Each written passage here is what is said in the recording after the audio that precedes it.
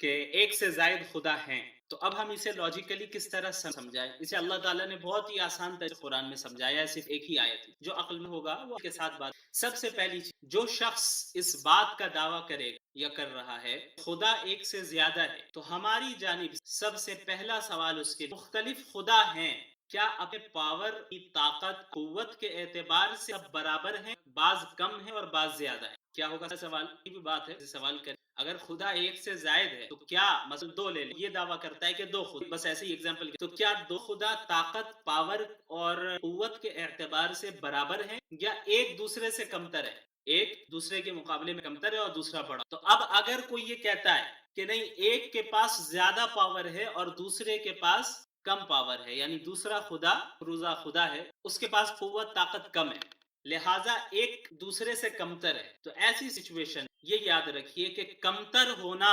یہ ایک عیب ہے، یہ ایک نقص، یہ ایک ڈیفیکٹ ہے، اور جس ذات میں بھی عیب ہو وہ خدا نہیں ہو، لہٰذا تمہارا وہ روزہ خدا تم کمتر خدا نمبر 1 کے مقابلے میں تو تمہارا دوسرا خدا خدا ہے ہی، لہٰذا ثابت ہوا کہ خدا ایک ہی ہے، کیونکہ خدا کے اندر تمام کمالات ہونا لازمی اور اس کے اندر کسی بھی عیب اور نقص کا ہونا ممکن نہیں ہے، امپاسبل ہے۔ یہ ایک عقلی بات ہے کہ ہم ایسی خدا کی عبادت کیوں کریں جس خود نقص ہے؟ خدا کیسے ہو؟ خدا کیسے ہو؟ یہ کون؟ لہٰذا اگر تم کہہ رہے ہو خدا ہے تو سب سے پہلا سوال کہ کیا پاور کے اعتبار سے طاقت کے اعتبار سے سب برابر ہے؟ اگر برابر نہیں ہے تو جو برابر نہیں ہے خدا نہیں، کہ کمتر ہونا یہ ایک عیب ہے، خدا کی ذات میں کوئی عیب، لہٰذا اندر عیب نہیں۔ اب اگر یہ کہے کہ نہیں سب برابر ہیں، مختلف خدا ہیں، طاقت اعتبار سے اس سچویشن میں برابری بھی عیب ہے۔ برابری کیوں عیب ہے؟ کیونکہ برابری اگر ہے طاقت میں تو اس سے ہمیں یہ معلوم ہوا کہ ایک خدا دوسرے خدا کو، ایک خدا دوسرے خدا کو ہرا نہیں سکتا کیونکہ برابر طاقت ہے،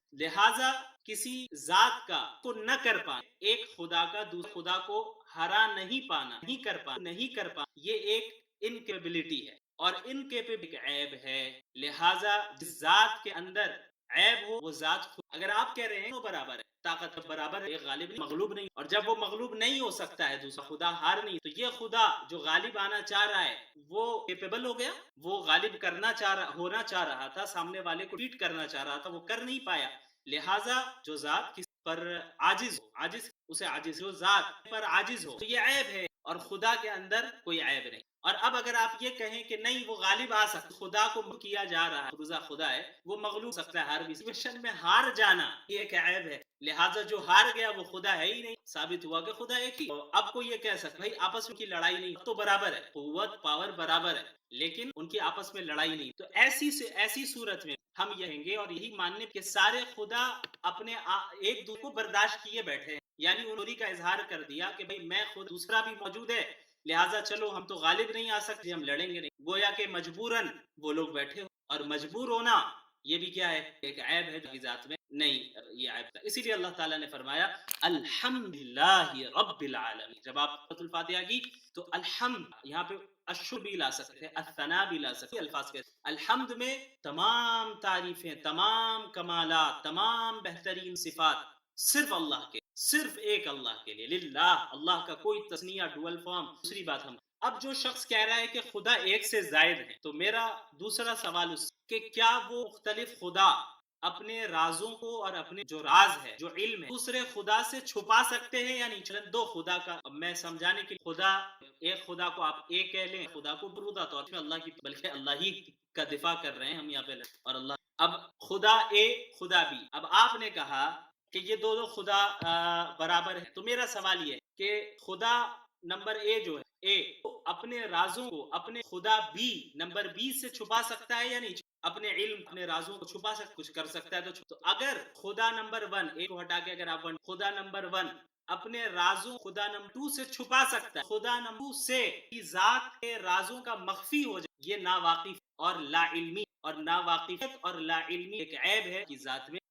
ایک بیچ میں انٹرپٹ کر رہا ہوں، ریلی سوری، لیکن آپ تھوڑا سا پیس سے پڑھا رہے ہیں اور یہ ساری باتیں نوٹ تھوڑا سا جی ہاں، تو خدا نمبر اے نے اگر اپنے رازوں چھپا لیا، خدا نمبر 1 نے چھپا دیا خدا نمبر 2 سے، خدا نمبر ان کے ساتھ کیا معاملہ ہوا؟ اس کے ساتھ یہ خدا نمبر 1 کے رازوں کو نہیں جانتا، اور نہیں جاننے کو لا علمی اور جہالت کہتے ہیں، اور جہالت اور لا علمی ایک عیب ہے خدا کی ذات میں۔ اگر آپ کہیں گے کہ نہیں خدا نمبر 1 اپنے رازوں خدا نمبر سے نہیں چھپا سکتا، خدا نمبر بھی قادر کو کر سکتا ہے، چیز جان لے خدا وہی علیم ہو، ایسی بات ہے، عقل کا یہی تقاضا ہے، نہیں چھپا سکتا خدا نمبر 2 یہ جان لے گا کہ یہ خدا نمبر 1 کا کیا راز ہے اور کیا اور رازوں خدا نمبر 1 ہے یہ انکیپیبل ہو گیا، کس چیز میں کیپیبل ہے؟ اپنے رازوں چھپانے میں انکیپیبل، لہٰذا یہ چاہ کر بھی گویا کہ اپنے رازوں کو نہیں چھپا سکتا، یہ نہ چھپا پانا یہ عاجز، یہ بے بسی ہے، یہ ایک عیب ہے جو خدا کی ذات میں نہیں ہوتا، دونوں سے جو بھی مغلوب ہو رہا ہے وہ خدا کے دائرے سے، خدائی کے دائرے سے باہر ہو گیا، اور اسی کو اللہ نے قرآن کریم کیا بہترین انداز میں فرمایا، وَلَا يُحِيطُونَ بِشَيْءٍ مِّنْ عِلْمِهِ إِلَّا شَاءَ، وہ لوگ اللہ کے علم کا احاطہ کرتے سوائے اتنا جتنا اللہ خود، لہٰذا اللہ پر قادر ہے، اللہ کا اتنا وسیع، کوئی اللہ کے احاطہ نہیں، راز ہے اور اللہ کے علم کو مکمل طور پہ نہیں جان سکتا، بس اتنا جان سکتا ہے انسان جتنا کیپیبل ہے۔ آیت نمبر 5 بہرحال چلیے یہ تو ایک ہو گیا مسئلہ، اب آئیے ایک مختلف انداز میں ایک اور سوال کہ اگر آپ کہتے ہیں کہ ایک سے زائد خدا ہیں تو ہمیں یہ بتائیں کہ جو کائنات سسٹم چل رہا ہے، کمپلیکس نظام چل رہا ہے، تو اس کائنات کے نظام کو چلانے میں وہ مختلف خدا کیا ایک دو محتاج ہیں یا محتاج نہیں ہے؟ یعنی کائنات کے سسٹم کو اگر آپ کہہ رہے ہیں خدا ہے، 4 خدا ہے، 3 خدا ہے، جو بھی آپ مانتے ہیں، کیا سب اس سسٹم چلانے ایک دو محتاج ہیں یا پھر ہر کسی کا محتاج نہیں، ہر ایک خدا خود اکیلا پورا نظام چلا سکتا ہے کائنات؟ محتاجی دو کوشچن، اگر آپ یہ کہ نہیں سب مل کر چلاتے ہیں اور ایک دوسرے محتاج ہیں، ڈیپینڈنٹ ہے، محتاجی یہ بھی ایک عیب ہے، خدا کی ذات میں یہ عیب نہیں ہو سکتا، لہٰذا انہیں خدا نہیں ہوگا، کا محتاج ہو، کسی کا محتاج نہیں، خدا وہ عقلی بات ہے، ہم ایسے خدا کی مخلوقات ہو اس کی پابند ہو، اس کی بہرحال محتاج ہونا یہ ایک عیب ہے، لہٰذا اگر آپ نے یہ کہ ہم چلانے محتاج ہیں پھر آپ خدا ہے جسے آپ سب باطل محتاجی۔ اب اگر کسی نے کہا کہ نہیں سب مل کر نظام تو چلا رہے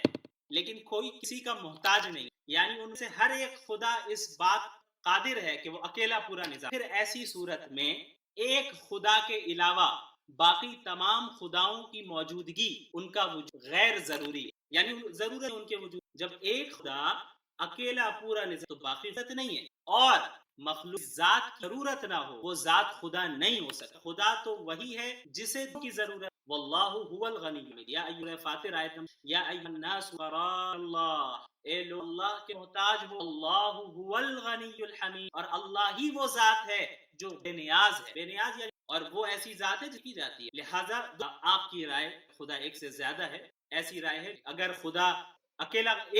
ہر ایک قادر ہے پورے نظام کو چلانے کے لیے تو ایک کے علاوہ باقی کی غیر ضروری، اور انسان اور مخلوق کو اگر کسی ذات کی ضرورت نہیں ہے تو وہ ذات خدا کیسے ہو؟ وہ ذات خدا ہی نہیں ہو، انسان کو ہر لمحے اللہ کی پیدائش سے موت تک ہر جگہ وہ تابع ہے، چاہے مسلم ہو یا کافر ہو، جو پورا کائنات کا نظام ہے اس کے تابع ہے، وہ نہیں دن کو رات اور رات کو دن نہیں کر سکتا، چاہے وہ کافر ہو چاہے وہ نہ ہو، سب اس کے محتاج ہے، بھوک لگے گی ہمیں کھانا کھانا ہوگا، محتاج ہے، اللہ کے نظام کے محتاج ہے اللہ کی۔ چلیے اب ایک اور سوال یہاں پہ کھڑا ہو سکتا ہے، وہ سوال یہ کھڑا ہو سکتا ہے کہ اب اگر مانتے مختلف خدا پورے نظام کو چلا رہے ہیں تو ہمارا سوال یہ کہ کیا ایک خدا دو خدا کے کام میں مداخلت یعنی انٹرفیئر کر سکتا ہے یا نہیں، ایک خدا کے کام میں کر سکتا ہے یا نہیں کر سکتا؟ اگر آپ کہیں گے انٹرفیئر کر سکتا ہے، خدا کے کام میں کیا گیا ہے وہ خدا نہیں ہو سکتا، کیونکہ وہ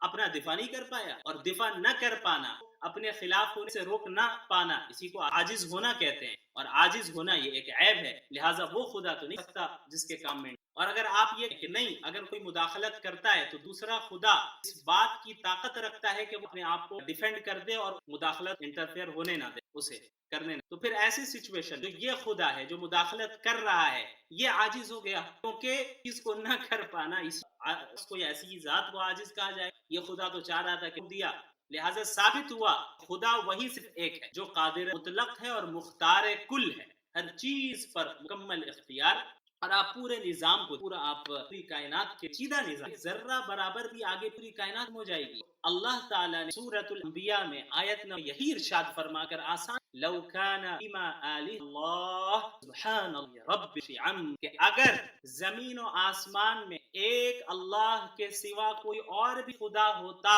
تو اس زمین و آسمان نظام برہم، اللہ کی ذات عیب سے پاک ہے، وہ اللہ کی نسبت کر، تو ہاں اللہ نے کیا کہا کہ اگر زمین و آسمان میں ایک کوئی اور بھی ہوتا زمین و آسمان کا ختم ہوتا درہم، لیکن ہم دیکھ رہے ہیں کہ نظام درہم نہیں ہو رہا ہے، لہٰذا یہ ثابت ہو گیا کہ خدا سے اگر ایک سے زائد خدا ہو تو کیا خدا نکلنا چاہیے، دوسرا خدا یہ کہتا کہ ویسٹ سے اب اس سچویشن میں ہونا تو کچھ ایک ہے، پرٹیکولر ڈے، آج کے دن ایک خدا نے ارادہ کیا کہ آج سورج نکلے گا، نے کہا کہ نہیں ویسٹ سے نکلے گا، تو اب ہونا تو کچھ ایک ہے، یا تو وے گا یا تو روزانہ ایسٹ۔ تو اب کیا ہونا ہے، اب دو میں سے عید پائے گا، یا تو نکلے گا یا ویسٹ۔ تو اب اگر ایسٹ سے نکل رہا ہے تو یہ خدا اپنی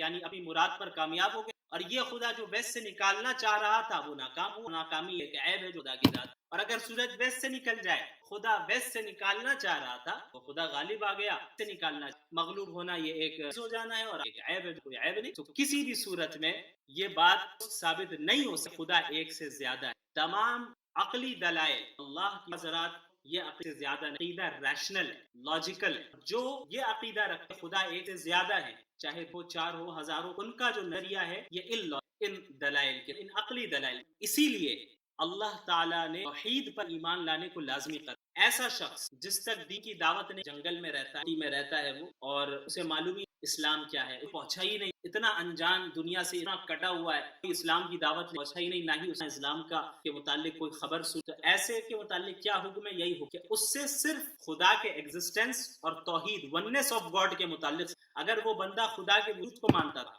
اور ایک اللہ کو مانتا تو اب باقی چیز کی بات ہی نہیں، اسلام کو کسی مسلمان کو دیکھا ہی نہیں ایسی جگہ پہ، تو لہٰذا اگر وہ خدا کو مان اور ایک خدا کو مان تو وہ انسان